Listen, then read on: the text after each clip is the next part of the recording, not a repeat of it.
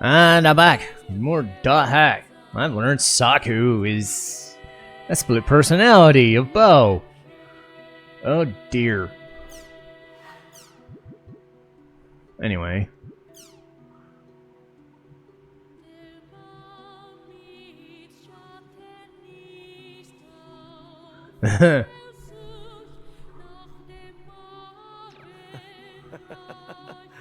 So, you wrote that email.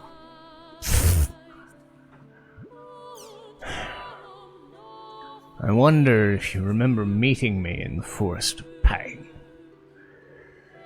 We were both residents of the forest, but it seems forest brings about different things for each of the residents. You are truly radiant now, and I am as filthy as ever. I feel jealousy for you, impatience for myself, and even that hatred for the cruel, unfair forest. But enough of that. It's no use treading the same ground. I ask again. Save Sirius and Alcade from me. I think only you can. Yeah, I'll save them. Saku says she's leaving. I tried my best to stop her, but she wouldn't listen. It's all my fault. Saku must be mad because I make trouble for her all the time. Haseo, please stop her. I don't want her to go away. Saku, did she tell Bo that she was leaving for good? It's okay, Bo. I'll do something to fix this. Just give me a little time to talk to Saku and get her to realize what she's doing. I took my eyes off of Yata for a moment, and now he's gone in the real world. Assemble at Raven's at home. Ugh. Damn. Damn. Anyway,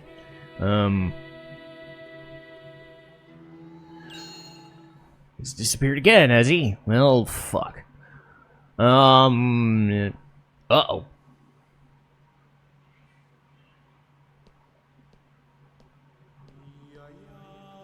Ovan.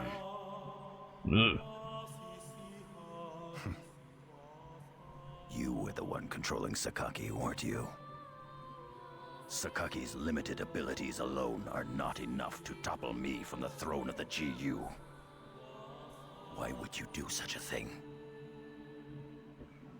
In order to move the clock forward. So what's your plan? To awaken the 8 Epitaph users, I assume? That is one of my processes, yes. But the greatest concern I have for my plan's success is you, Yata. You alone. Me? Is it because my avatar has not yet awakened? Only me, out of the 8 Epitaph users? You're a stuck-up, know-it-all boy. Maybe so, but I'm better than the other Epitaph users. Better than Haseo. And better than you, Ovan. Ooh. You say I'm lacking? Face the facts.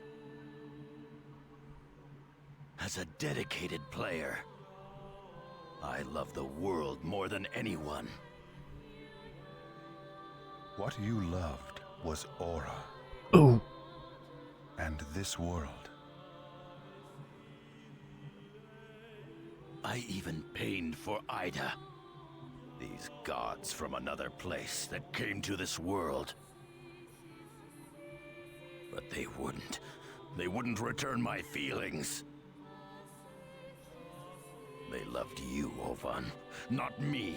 You! You say I was loved? Yes, you were blessed. Blessed by Ara and Ida both. You awakened as an Epitaph user and held Ida inside your body. I wasn't chosen, even though I love them so much. No. No. No. No! No, no, no! Ah! Fuck.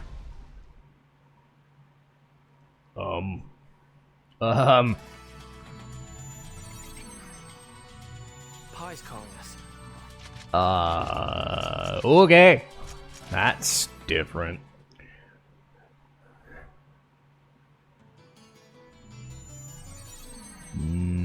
I gotta go. That looks important. That looks important.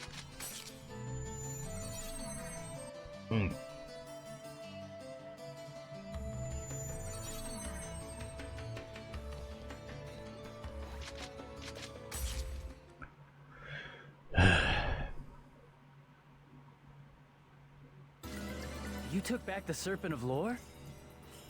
CC Corp's higher ups are trying to figure out who to blame for everything that happened with Sakaki. The administrative rights for GU were up in the air, so I snatched them while I could.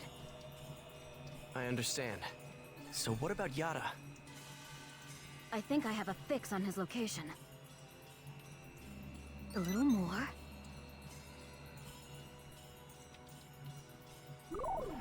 I found him.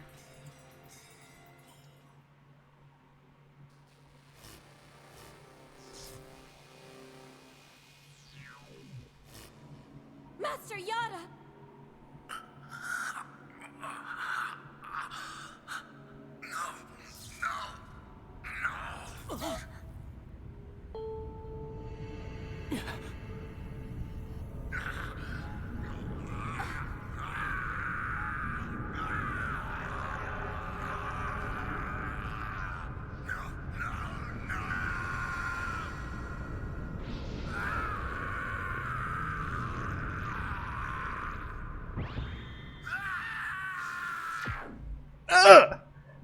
Master Yata!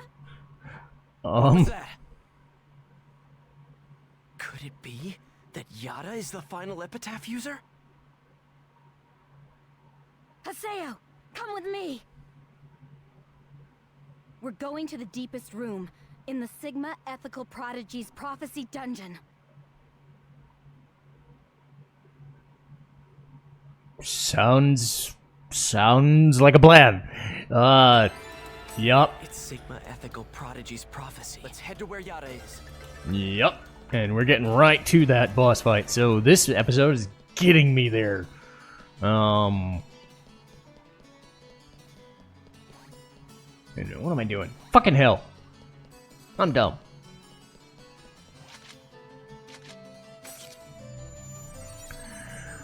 Oh boy. Well, that escalated quickly.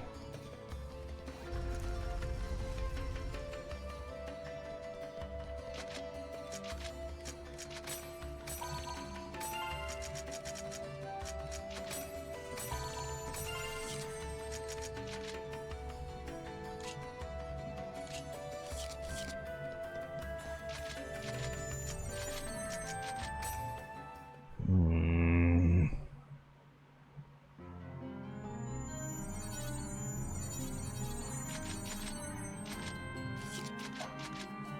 110. Okay, so I'm at a good level for this bit.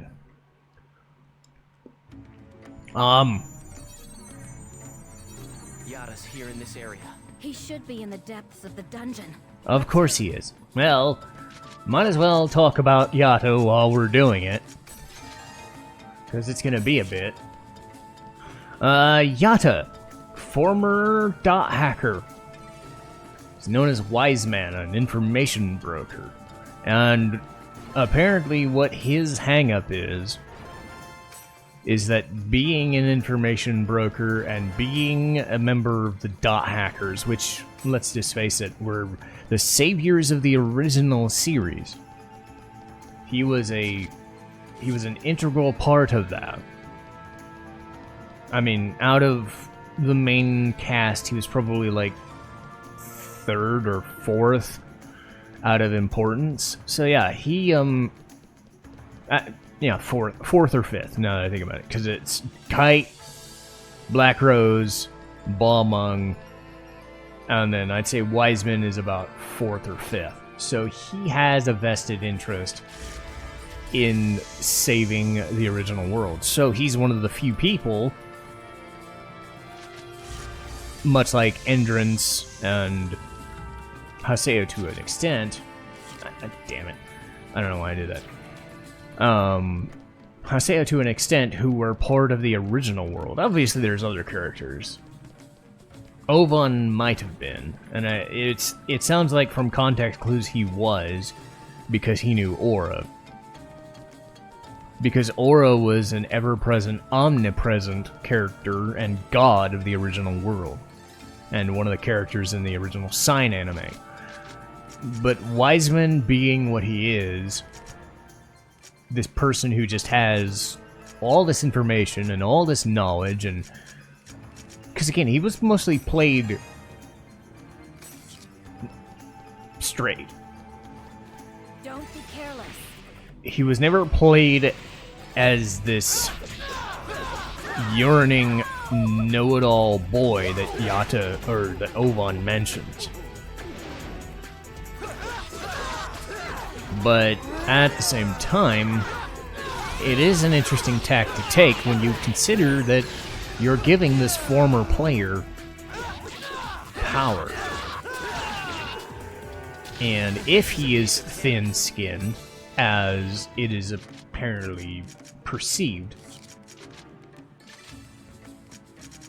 then, you know, it's one of those things where, you know, you should just say, grow the fuck up, get a spine, whatever the fuck. That's not always the case.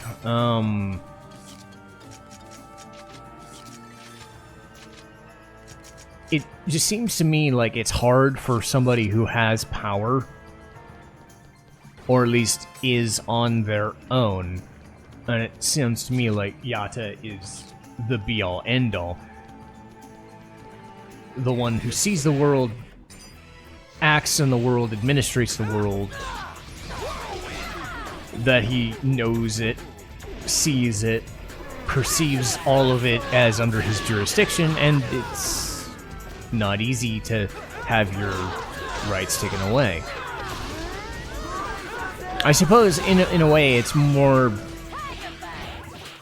going from a position of power and then being told, hey, we just want you to be a regular person.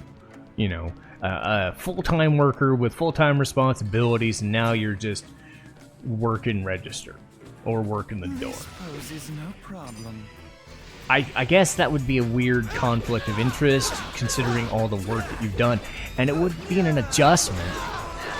But you also have to remember it wasn't mutual. If Yata himself had chosen that path, I don't think he'd be as hung up on it as somebody else. He was chosen, and he was driven to an insane degree. You give driven people, ambitious people power, it can be a good thing or it can be a bad thing. And to be fair, Yata has been kind of in the middle. He's not necessarily a bad guy, but he's a bit crotchety and self-absorbed. But by and large, he did everything for the good of the world, and then to find out that CC Corp is a stupid organization that doesn't know what it's doing in-game, not in real life. CyberConnect made this game, they know what they're doing. But CC Corp as an in-game entity being, hey, you're being dumb. We'll let this 10 or 12-year-old kid, Sakaki, via Ovan, run the place instead of you. Look how well that went. Instead of Wiseman, who, by and large, is probably a 25 to 35-year-old guy, give or take. We don't know that for sure. He could just be, like, early 20s or whatever. I'm going to say that Pai and Yata are around the same age because they work together. I'm going to say mid-20s, early 30s. Ovan, I think, is Haseo's age, if I remember right. They're friends. you know. But Ovan certainly acts more mature than his age lets on. I don't know the specifics of it, so if I'm wrong, I'm wrong. But Yata has this inferiority complex if it's ever put into question. I think that's what's manifesting here. Is he knows he has the skill set and the know-how to run an organization, but it was taken from him by force by stupid people who were just trying to find results. Because his drive was to figure out what Ida was and not let other players get fucked. You know, that is, in a way, a sort of benevolent way of looking at things, even if his attitude, in a way, has been less than stellar. So Yata is a complex person. Yeah, you could say he's just doing it to learn things, but you can also see that he's actually trying to be a person of virtue in some situations. So for him to just have everything that he was working for thrown away by impatient people who didn't really know what their backup plan was, yeah, it's pretty fucking devastating. To be told, you know, we don't need you anymore, just get the fuck out, you know. You're not only losing your job, you're losing your... You have to remember, this guy was also Nala, so this guy had all the time in the world not only to work as Yata, you know, not just learning about the Epitaph users and running what was essentially all the world, basically, but he went into Moontree, one of the most powerful guilds, and had a second character ready-made just for fun, you know. To say he was obsessed, or at least driven to an immense degree, is an understatement. So for him to be forced to change is an adjustment, and it would manifest into the Epitaph Awakening. Makes perfect sense that Ovan being the one to do it, because Ovan has his own rules for doing it. Ovan, as we've seen, is trying to force all the Epitaph users to awaken. We've seen it's for Aina, who was the girl in that rocking chair in the early... We now kind of, like, see glimpses of what Ovan's true goal is. But he also wants to get rid of Ida, because, let's face it, you know, getting rid of Ida is a smart thing to do, and a good thing to do, and Ovan's methods are not kosher either. Nobody comes out of this looking completely 100%, oh my god, we're great people, right? But if this is the lengths that Ovan had to go to awaken Yata, that's pretty fucked up. But at the same time, what else could he do? His hang-up was Yata not being driven into a corner enough. So he drove Yata into a corner. And now we see the end result. Yata has a rivalry with Ovan that goes back years. Don't panic. And the fact that Ovan was smart enough to outwit and outgun Yata is what's pissing Yata off. Not that Sakaki took over, but because Ovan beat him at his own game. So, that's what's really manifesting.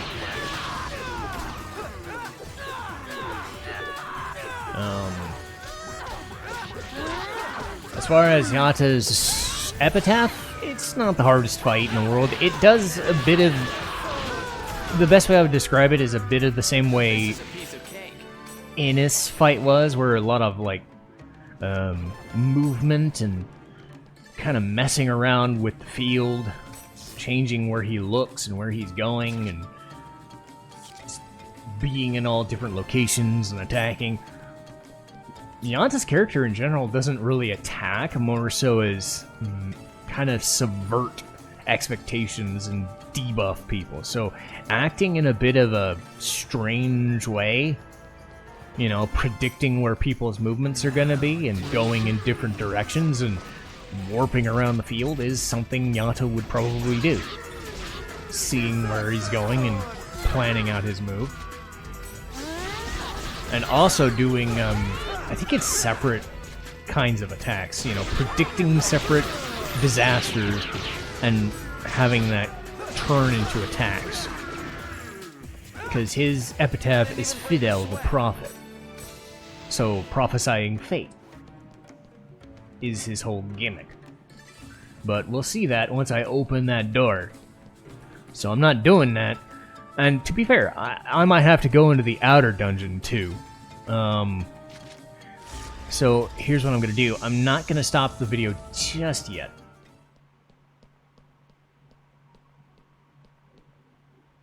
Ah, here we go. Okay. I will now, knowing that I am going to fight makes it easier. Because I kind of figured I'd be doing an outer dungeon, but no, I guess I have to chase Ovan into an outer dungeon later in the game. But that's fine.